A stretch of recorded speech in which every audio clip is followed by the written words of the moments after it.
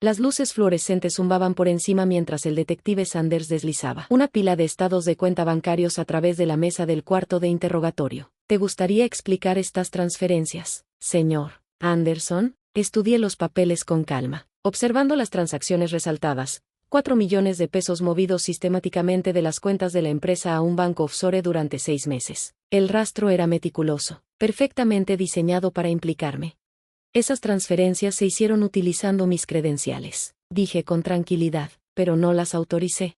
Mi nombre es James Anderson, y a mis 35 años, pasé la última década construyendo Anderson Tech Solutions, de una pequeña consultora de IT a una empresa de 50 millones de pesos. Ahora, mi propio hermano intentaba robarme todo, utilizando el truco más viejo del libro, incriminar a la competencia y apoderarse de todo mientras yo estaba en la cárcel.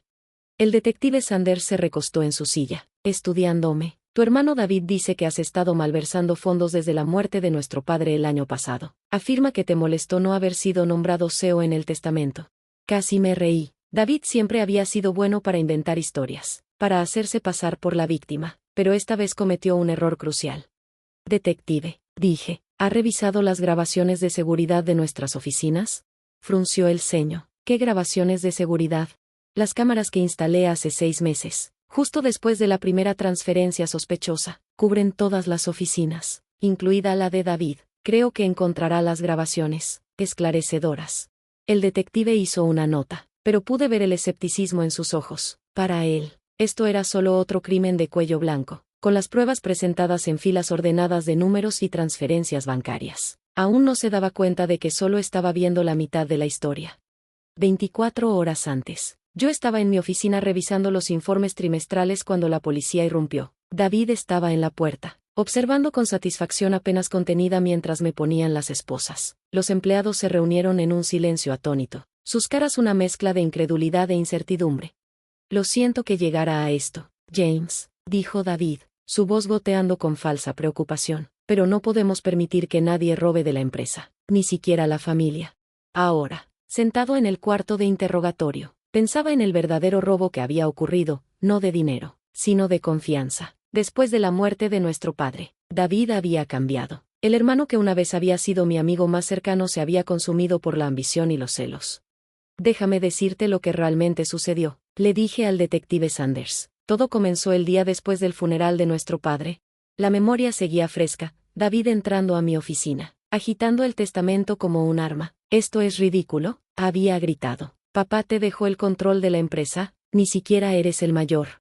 Intenté razonar con él. Papá quería que la empresa la dirigiera a alguien que entendiera la tecnología. David, eres excelente con la gente, pero nunca te has preocupado por aprender la parte técnica. Entonces enséñame, exigió. No funciona así, no puedes aprender 10 años de experiencia de la noche a la mañana. Su rostro se oscureció. Mírame.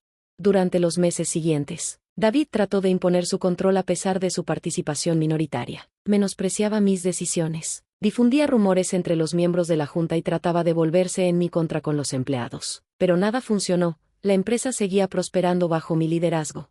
Entonces comenzaron las transferencias. Pequeñas al principio, cuidadosamente ocultas en transacciones legítimas, pero luego fueron aumentando, más grandes, más audaces, todas rastreadas hasta mis credenciales de acceso. Supe inmediatamente lo que estaba pasando, pero necesitaba pruebas. Las cámaras de seguridad, le expliqué al detective Sanders, se instalaron al día siguiente de la primera transferencia, no a través del proveedor habitual de la empresa. David habría sabido de eso. Contraté a un contratista independiente, pagado en efectivo. La expresión del detective cambió levemente. ¿Y tienes acceso a esas grabaciones? Mi abogado sí, respondí, junto con la documentación que muestra que David ha estado ingresando al sistema usando mis credenciales. Credenciales que obtuvo al instalar un software espía en mi computadora. Saqué una tarjeta de mi chaqueta. Llama a este número. Pide a Sara Martínez. Ella tiene todo lo que necesitas para entender lo que realmente ocurrió aquí. Sanders tomó la tarjeta, estudiándola antes de hacer otra nota. Si lo que estás diciendo es cierto, ¿por qué no hablaste antes? Porque necesitaba saber hasta dónde llegaría David, dije en voz baja, y porque a veces, la mejor manera de atrapar a un ladrón es dejar que crea que ha ganado. El detective asintió lentamente, reuniendo sus papeles. Voy a investigar esto. Mientras tanto, ¿te mantendremos? En realidad, interrumpí, Quizás quieras hacer esa llamada primero. Confía en mí, nos ahorrará a los dos mucho tiempo. Cuando Sanders salió de la sala, me recosté en mi silla. David pensaba que había orquestado la toma perfecta: arrestarme, tomar el control de la empresa y salir como el hermano heroico que había descubierto la corrupción corporativa. No se dio cuenta de que acababa de desencadenar su propia caída. El detective Sanders regresó 40 minutos después, con una expresión marcadamente diferente. Detrás de él estaba Sara Martínez, mi abogada, llevando su maletín rojo característico. Señor Anderson, dijo Sanders, está libre para irse. Hemos revisado las grabaciones de seguridad. Sara sonrió con cautela. Y vamos a traer a tu hermano para interrogarlo, respondió. Las grabaciones muestran claramente cómo accedió a tu computadora después de horas. Instaló software no autorizado y realizó las transferencias. Me levanté, enderezando mi chaqueta. ¿Qué pasa con la empresa? Se ha presentado una orden de restricción temporal, explicó Sara. David no puede acceder a ninguna cuenta ni tomar decisiones ejecutivas hasta que esto se resuelva. Mientras salíamos de la estación de policía, Sara me dio una tableta. Mira esto, dijo, mostrando un video. Las grabaciones mostraban a David en mi oficina a las 2 de la mañana, tecleando meticulosamente en mi computadora. Otro clip lo mostraba reuniéndose con alguien en un garaje, el consultor de IT que había contratado para ayudarle a hackear el sistema. Se descuidó, dijo Sara. Comenzó a sentirse demasiado confiado. La última transferencia se hizo desde tu oficina mientras tú dabas una presentación a 50 personas. Asentí, recordando ese día. Pensó que tener una coartada lo protegería. La junta se reúne en 1 hora, continuó. Ya han visto las pruebas. David aún no lo sabe. Cuando llegamos a la sede de Anderson Tech, la atmósfera estaba tensa. Los empleados observaban en silencio mientras yo caminaba por el vestíbulo, algunos ofreciendo pequeños gestos de apoyo. Las noticias se difunden rápido en los círculos corporativos. Todos sabían de mi arresto, y ahora sabrían de mi vindicación.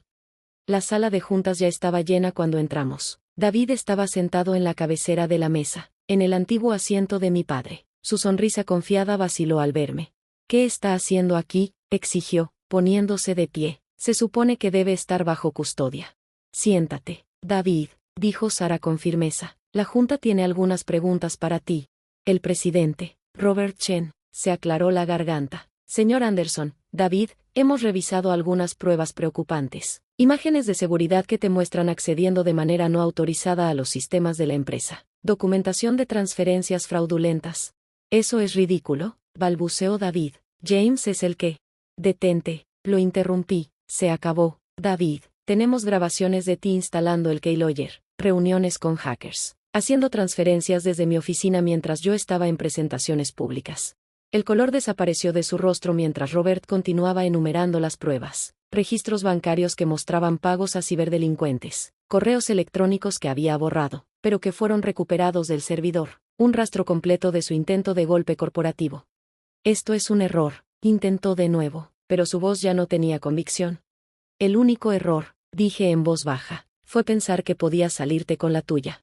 La decisión de la junta fue unánime. David fue destituido de su cargo de inmediato. Sus acciones quedaron congeladas en espera de la investigación criminal. Fue escoltado fuera del edificio por seguridad, negándose a mirarme mientras pasaba. Más tarde esa noche, mientras estaba en mi oficina revisando los daños que David había causado, nuestra madre llamó. ¿Es cierto?, preguntó, con la voz temblorosa. ¿Lo de David?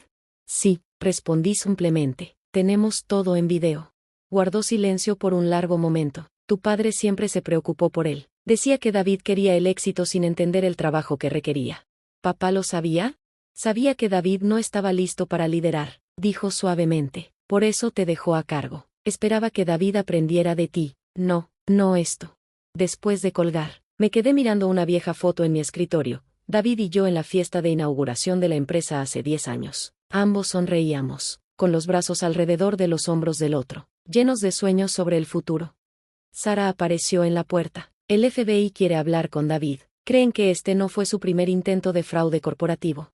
Asentí, sin sorprenderme. Déjame adivinar, ¿hay patrones similares en sus trabajos anteriores? 3 empresas, 3 escándalos financieros misteriosos, solo que antes nunca lo atraparon. Porque nadie estaba mirando, dije, pensando en las cámaras de seguridad que habían sido su perdición. A veces, las precauciones más simples hacen toda la diferencia.